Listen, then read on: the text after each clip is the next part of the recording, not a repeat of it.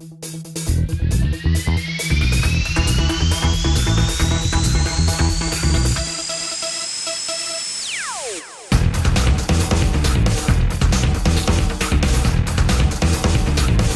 estou ao lado do Ricardo Cancela, que é uma figura ilustre e é uma figura que tem um currículo muito extenso. Ele é CVO da GBDN, mas eu sei que ele tem um currículo muito extenso, mais de 14 anos aí fora do Brasil, né, experiência fora do Brasil. Fala um pouco para a gente desse seu currículo, até para que a gente, quem está assistindo a gente, também tenha esse conhecimento, quem é o Ricardo Cancela. Primeiramente, um prazer pelo convite, viu, William?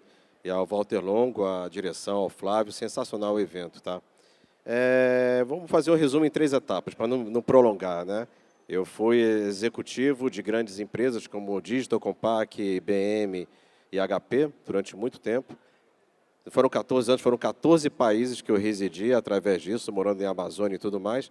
Depois de um certo ponto, eu comecei a me dedicar a ser empresário, empreendedor. E desde então eu estou fazendo isso com razoável sucesso, vamos colocar dessa forma. Legal.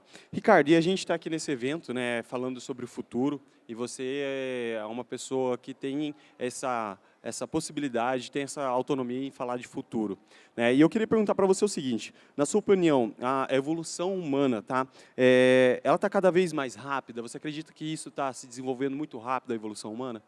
Não e sim, tá? Não se olharmos a trajetória do Homo sapiens, do ser humano, né? É datado de 2,5 milhões de anos atrás. Para quem gosta, né, desse tipo de assunto, né, o Yuval é um dos grandes pesquisadores aí, que lançou Sapiens e Homo Deus. São 2 livros sensacionais, cara. E sim, se a gente recortar os últimos 70 mil anos dessa trajetória, ou seja, em 2.430.000 anos, a gente não se desenvolveu completamente nada. Mas nos últimos 70 mil anos, algo aconteceu, porque é o que reflete nós hoje em dia. Tá bom? E quais que são os indícios desses 70 mil anos que você comentou? Vamos lá, 70 mil anos atrás, nós tivemos a primeira revolução, a revolução cognitiva, a capacidade de se comunicar. Claro que não é da mesma forma que nós temos aqui. Mas 2 motores foram essenciais nesse período. Contar histórias e, acredite, William, a fofoca. Esses 2 motores, que acontecem até hoje em dia, nos balizaram para essa evolução na fala. Há 12 mil anos atrás, nós tivemos outra revolução agrícola. Depois nós tivemos, há 500 anos atrás, a revolução científica. E há 200 anos atrás, nós tivemos a primeira onda da revolução industrial. Nós estamos na 4ª onda agora, que é a cibernética. Então, em suma, em pouco tempo, nós escrevemos muito. Legal. Ricardo, e você podia falar um pouquinho mais sobre essa questão das ondas da Revolução Industrial para a gente? Sim, claro. Em 1784, nós tivemos a primeira onda da Revolução Industrial, que foi propulsão mecânica através de água e vapor, né? Olha só, os desdobramentos em pouco tempo. Em 1870, nós tivemos a parte da eletricidade e do petróleo. Em 1969, nós tivemos a parte de eletrônicos e informática. E agora, novamente, né, cibernético, que é automação, robótica, inteligência artificial, tudo envolvido nisso. Legal. E a internet, você acredita, você acha que está ajudando nesse desdobramento todo? Não só a internet não, William. Se a gente olhar desde 1914 para cá, nós já botamos 2.000 satélites pelo espaço, já fomos à Lua, e olha que tem gente que não acredita, mas eu acredito, tá? E estamos em poucos anos para botar o pé em Marte. Tá? Agora, a internet é um motor essencial? Fez a diferença? Claro que sim. Então, vamos pegar aqueles 70 mil anos que eu fiz o comentário. Vamos recortar em 40 mil anos. 40 mil anos para cá, até o início da internet, nós criamos, acredite, 12 bilhões de gigabytes de dados. Isso equivale a mais ou menos a 54 trilhões de livros, em média, 200 folhas. Só para você ter uma ideia. Agora, olha que interessante. Em 2002, em um ano, nós geramos 12 bilhões de gigabytes de dados. Ou seja, em um ano, 40 mil anos de história. Então, nós estamos acelerando, sim. Tá? Vamos ver por outro prisma. Em 2000, 400 milhões de pessoas no mundo acessavam a internet, ou seja, 6,5 mais ou menos da população. Em 2015, nós pulamos para 43%, ou seja, 3,2 bilhões de pessoas acessando a internet. E a contar de 2015 a 8 anos, nós estamos nesse período, mais 3 bilhões de pessoas vão ingressar. Nós estamos falando, daqui a pouco, de mais de 6 bilhões de pessoas trocando ideias, experiências e tudo que você pode imaginar. Ninguém tem noção dessa explosão. Legal. Respondi? Respondido. E assim, como que você acredita que serão os próximos anos na sua visão, assim, como que vai ser os próximos anos daqui para frente? Como que vai ser isso? Depois de tanta informação, tanto conteúdo, tanta coisa gerada. Olha, aí sou eu falando, tá? Eu acredito que até 2050, tá, nós vamos evoluir mais do que os últimos 200 anos, bem mais. Por exemplo, vou botar alguns highlights, tá? Vamos lá, um checkpoint, vamos colocar. Até 2029, espera-se máquinas com inteligência emocional. Chama-se nova onda, singularidade. Tá? Depois, se quiser, a gente fala mais sobre isso. Tá? Até 2030, tá, nós devemos estar em volta da economia colaborativa, né, bombando essa economia. Devemos ter em torno de 30 bilhões de objetos ligados à internet das coisas, é uma coisa gigantesca. E devemos ter mais de 500 bilhões de dispositivos conectados à internet. Isso nesse período. De 2030 a 2040, provavelmente, nós vamos ver a geração milênio, que está ativa agora, como a primeira geração da terceira idade high-tech, que já nasceu na tecnologia. Ninguém sabe como vai ser esse novo período. Se olharmos até 2040... o Japão deve ter em torno de 50% das ofertas de trabalho, ou seja, de empregos, feitos por robô e feitos através de inteligência artificial. Vamos botar em 2045. 2045, completamente boa parte da população vai estar vivendo o ambiente virtual, vamos colocar dessa forma, né? E o ambiente aumentado. Realidade virtual e realidade aumentada. Isso vai mexer com bilhões no mercado. E, provavelmente, até 2050, nós vamos ter 10 bilhões de pessoas, provavelmente todas conectadas à internet, e a forma de comunicação deve ser Brain Interface Computer, ou Brain Computer Interface, tá? Ou seja, através do cérebro a gente vai colocar isso. Agora, olhando o mote aqui do evento, eu te diria que até esse período nós vamos ver a transformação das cidades. Cidades com postes inteligentes, descarbonização, toda a política de sustentabilidade muito maior, ou seja, nós vamos dar saltos gigantescos. Por exemplo, a parte de água, para evitar escassez, já estão apelidando de WaterNet, né? Ou seja, vamos ter sensores em todos os cantos para evitar. Basicamente isso. Tem muito mais através disso, tá? Pequenos highlights só. E você comentou aí rapidamente sobre a inteligência artificial. Como que você acredita que fica a inteligência artificial nesse contexto todo? Olha, a inteligência artificial, William, já é uma realidade. Sim. Só que ainda é algo limitado. Porém, eu posso citar aqui mais de 100 softwares que a gente convive no dia a dia. Seja com detecção de fraude, produção na indústria automobilística, banco, tudo. Porém, a partir de 2029, não será mais algo limitado. Nós vamos estar dando os primeiros passos com máquinas de inteligência emocional. Tá? Onde eu posso fundamentar isso? Vamos dar alguns cases que estão acontecendo no mercado. Machine Learning. Por exemplo, década de 90, eu cheguei a residir 1 ano em Marlborough, perto de Boston. Eu fui um dos 5 responsáveis em trazer inteligência artificial para o mercado privado no Brasil. Eu não estou falando do mercado científico nem acadêmico, mercado privado. Nós implantamos em todas as operadoras de telecomunicações o sistema antifraude celular, que era baseado em cima de aprendizado. Tá? Então, quando se fala hoje de machine learning, tá? Já são máquinas de pequeno, médio e grande porte aprendendo o seu dia a dia. Vou dar um outro exemplo. Deep Code é um projeto entre Microsoft e a Universidade de Berkeley. São máquinas escrevendo o seu próprio código. O ser humano não está se envolvendo mais. Eu posso dar o exemplo da Google, Google Brain.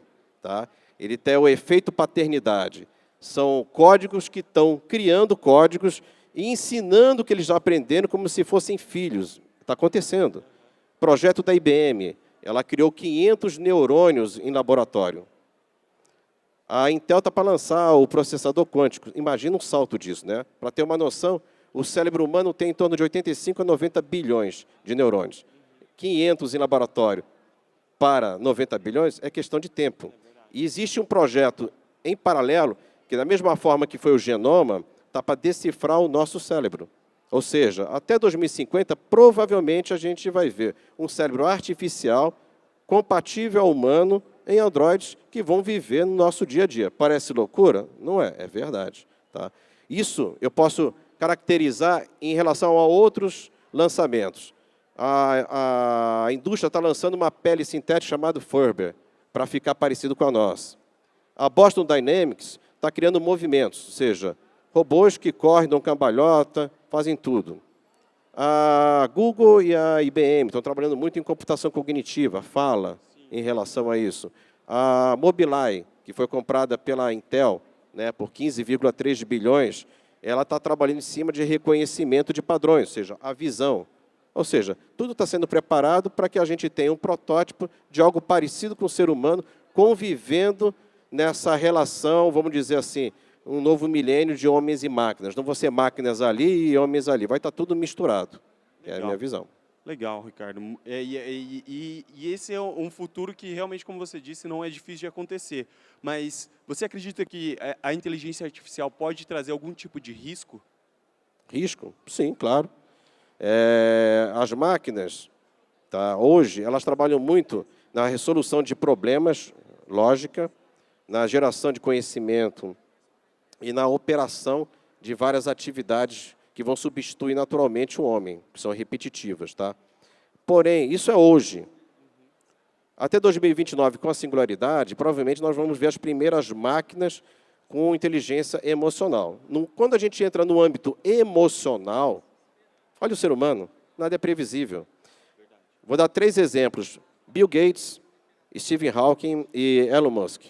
Os 3 já fizeram publicações dizendo o risco que a gente está sofrendo em relação a isso. Né? O mercado não está sendo parametrizado, ninguém está tendo cuidado com isso. Existe um estudo que é basilístico de Rocco. Para quem gosta, vale a pesquisa. Tá? Como essas máquinas estão desprovidas de moral humano, ela pode considerar o próprio ser humano um risco. Então, não deixa de ser um risco para a gente prever o que pode acontecer. Isso não sou eu que estou falando, isso é o mercado que está nos fóruns, ONU, Fórum Econômico, que está sendo colocado. Tá bom? E basicamente isso. Tá? Aliás, tem um teste que é interessante, chamado teste de Turing. Desde que começou os computadores, sempre é realizado esse teste. Quando alcançar 25%, basicamente, essas máquinas com inteligência artificial já terão consciência, início de consciência. Há 2 anos atrás, estavam chegando a 20%. Com o lançamento agora do Google Duplex, já se fala que passamos dos 25%. Ou seja, nós estamos antecipando algo previsto para 2029. Tá bom? Legal. E me diz uma coisa, com essa chegada da inteligência artificial, de toda essa tecnologia, como que fica o trabalhador? Você acha que vai ter uma redução significativa no mercado de trabalho desses profissionais? Como que fica? Vai sim. Vão aparecer novas profissões? É claro que vão aparecer. Só que são novas profissões. Quem já está com uma certa idade e vai ter que se preparar para essa nova realidade. Tá? E o mercado, tudo que se refere à atividade rotineira vai acabar desaparecendo. Deixa eu dar uns cases de mercado, tá? Para a gente fazer uma dinâmica aqui. 2012, 18 mil empresas desapareceram nos Estados Unidos. Olha, 18 mil empresas desapareceram nos Estados Unidos. 250 mil empregos diretos, full-time, sumiram. Não é só Estados Unidos, isso está acontecendo no mundo inteiro. 2013, a BMW lançou a primeira indústria 4.0 na Alemanha. 1.000 robôs e meros 12 funcionários. Ou seja, o perfil da empresa está mudando. Tem um monte de funcionário, não é mais uma realidade. Vamos colocar 2014. Tá? 2014, Michael Spencer, que foi Nobel, ele defende a tese que as atividades rotineiras, aquilo que se repete, Nos próximos anos, ele colocou de 10 a 20 anos, vão ter uma redução de mais de 25% nos países de primeiro mundo. Tá? Então, olha só. Vou botar um outro exemplo para a gente refletir. Warren Buffett, né, bilionário americano, 2017, primeiro semestre, ele mencionou que o varejo que a gente conhece não será mais o mesmo. No dia seguinte, ele começou a vender as ações dele. Inclusive, o Walmart teve um prejuízo em relação a isso. Tá? Hoje, nós podemos observar supermercados autônomos, farmácias, inclusive aqui em São Paulo, autônomas. Isso está se refletindo no mundo inteiro. Tá? Então, empresas de call center, com computação cognitiva, tudo que vai ter repetição tende a desaparecer. Se você não se preparar para isso, vai ser pego de surpresa. Não dá para poder elencar quais são os estragos. Mas vou colocar outro exemplo. 2017, a JP Morgan, ela demitiu os advogados de primeira linha para botar inteligência artificial e computação cognitiva. Os advogados demoravam em torno de 360 mil horas para fazer um trabalho em cima de um contrato. Eles fazem em minutos. Olha só. Em 2017 também, o Reino Unido, ele publicou dizendo que 1/3 dos empregos no Reino Unido vão desaparecer em 20 anos. O exemplo que eu dei do Japão até 2040, 50% sendo substituído. E eu posso encerrar com um estudo feito pelas grandes universidades pelo mundo inteiro, que mencionaram 60% dos jovens hoje estão se formando em profissões que vão se extinguir em 20 anos. Tem indícios claros que isso vai afetar. Saiu, se eu não me engano, na própria Exame, ano passado, mencionando que a indústria 4.0 e também o impacto do agro 4.0 pode gerar até 18 milhões de pessoas desempregadas no Brasil na próxima década, para ter uma ideia. A gente estava conversando em off e você comentou comigo algumas profissões, né? E eu queria fazer um bate-papo, o que seria essas profissões para você. Então, o que seria uma computação quântica? Nós já alcançamos o limite do silício. Então, a Intel está desenvolvendo o processador quântico, que isso vai dar um salto absurdo. Coisas que demoram anos e anos, inclusive hoje em dia, para processar, vai ser feito em minutos. Isso está para ser lançado. Então, quem se especializar em ambiente quântico, né? Computação é a área de TI, mas tem a física quântica, tem tudo isso aí. Quem tiver capacidade vai ganhar muito dinheiro, mas não é todo mundo para isso. E essas profissões que a gente vai falar são as profissões que você acredita que também vão existir. Na realidade, o que a gente conversou nos bastidores é o relatório feito pela ONU em conjunto com o Fórum Econômico. Sim. Eles que elencaram isso. Sim. As comunidades sustentáveis. Isso a gente está vendo tudo. O próprio Fórum aqui está discutindo isso. Sim. Você vê na Índia está sendo feito a maior cidade, né, sustentável. A China está fazendo, aqui no Brasil, no Nordeste está fazendo. Isso vai ser tendência, cara. Quem tiver especialização nisso vai ter campo para trabalhar.